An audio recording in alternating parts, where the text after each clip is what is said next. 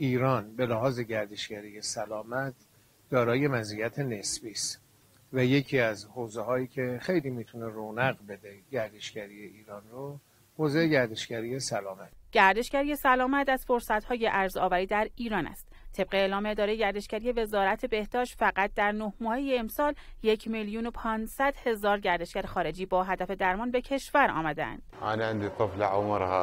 من دخترم 13 سال داره، مرضش هم طلاسمی خونه.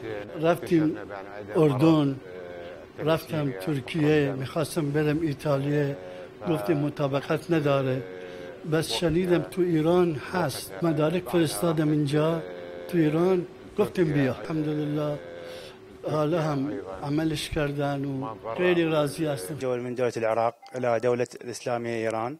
برای اولین بار به ایران اومدم و پیوند کلیه انجام دادم و از پزشکان ایرانی رضایت دارم. ایران طهران لأنه قالوا مستشفیات. کویت زندگی میکنیم. دخترم مشکل کلیه داره. اول رفتیم ترکیه و اونجا تعریف پزشکان ایرانی رو شنیدیم، برای همین اومدیم ایران. چند دهه قبل هموطنان برای درمان و جراحی به کشورهای دیگر سفر میکردند. در قسمت‌های مختلف شهر روستا پزشک بودن از کشورهای هند و پاکستان. خوشبختانه الان ما به جایی که رسیدیم که هیچ بیمار ما برای کار درمانی از سمت، یعنی به خاطر اینکه ما بگیم این درمان رو در کشور نداریم این رو اعزام کنیم به خارج، تمام کارهای درمانی و تشخیصی در کشور ما به لطف خدا انجام می شود. طبق اعلام وزارت بهداشت در 9 ماهه امسال 1,500,000 گردشگر خارجی وارد ایران شدند. این در حالی است که در مدت مشابه سال قبل 1,250,000 گردشگر به کشور ما سفر کرده بودند. در سال 1402 در 9 ماهه امسال بیش از 30,000 نفر گردشگر سلامت به استان آذربایجان شرقی از کشورهای مختلف مراجعه کردند. 3,000 نفر بستری در حوزه گردشگری سلامت رو داشتیم که نسبت به سال گذشته 50% افزایش رو نشون میده و بیشترین مراجعات از کشور عراق، ترکیه و آذربایجان بوده است و دلیل مراجعهشون هم بیشتر به خاطر مسائل و درمان ارتوپدی، تعویض مفصل، چشم پزشکی و قلب و عروق بوده. استان فارس به عنوان یکی از قطب‌های گردشگری سلامت کشور در 10 ماهه اول امسال میزبان بالغ بر 12,500 نفر گردشگر خارجی بوده که غالب این گردشگران از کشورهای حوزه خلیج فارس که از این بخش از بازار کشور عمان بیشترین سهم رو داشته، کشور عراق و همچنین یک سری از کشورهای اروپایی از قبیل فرانسه، نروژ، آلمان، لهستان و ایتالیا بودند و این گردشگران غالباً در حوزه پیوند اعضا، چشم پزشکی، بیماری‌های گوارشی، زنان و زایمان و جراحی عمومی و جراحی پلاستیک در استان فارس خدمات خودشون رو دریافت کرد. طبق گفته مسئولان وزارت بهداشت، گردشگری سلامت با توجه به توانمندی پزشکان و امکانات بیمارستانی و همکاری‌های بین بخشی می‌تواند رشد بهتری داشته باشد. در حدود 12% رشد گردشگری ورودی با اهداف سلامت به کشور رو داشتیم.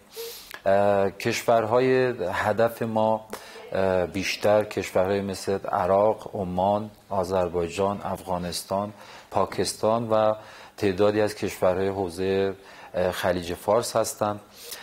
یک اتفاق خوبی که افتاده در طول در واقع چند سال گذشته، ما شاهد این هستیم که از کشورهای اروپایی هم با هدف درمان و سلامت به کشور ما ورود میکنن. از کشورهای مثل ایتالیا، انگلیس، حتی آلمان برای درمان به ایران مراجعه کردن، حتی اوکراین هم میان، روسیه.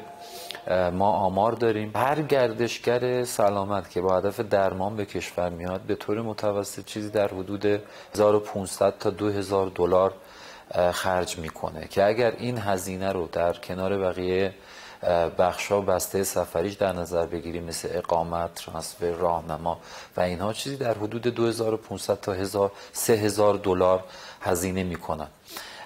ارزش اقتصادی بازار گردشگری سلامت برای کشور ما سالانه به طور متوسط چیزی در حدود 1 میلیارد دلاره. یه سامانه‌ای هست که تقریبا میشه گفت الان دیگه راه اندازی شده.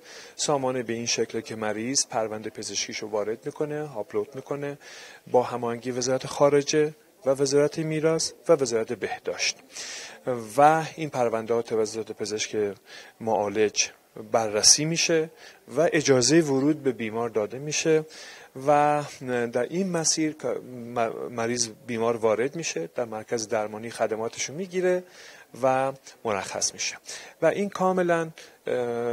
کاملا مسیری که این بیمار طی میکنه مسیر کاملا مشخصیه و تمام مدارکش کاملا اونجا مستند وجود داره و هر زمانی خواستیم که دوباره پرونده پزشکیشو بررسی کنیم قابل انجام هست و کاملا و خوشبختانه این سامانه باعث میشه که مریض ها از یک مسیر کاملا رسمی و قانونی وارد کشور میشن و خدای نکرده مسیر غیر رسمی مثل افراد غیر مجاز یا دلال ها از اون مسیر وارد نمیشن.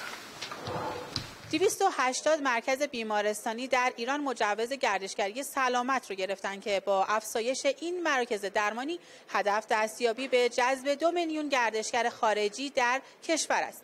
نسرین بکپور، خبرگزاری صدا و سیما.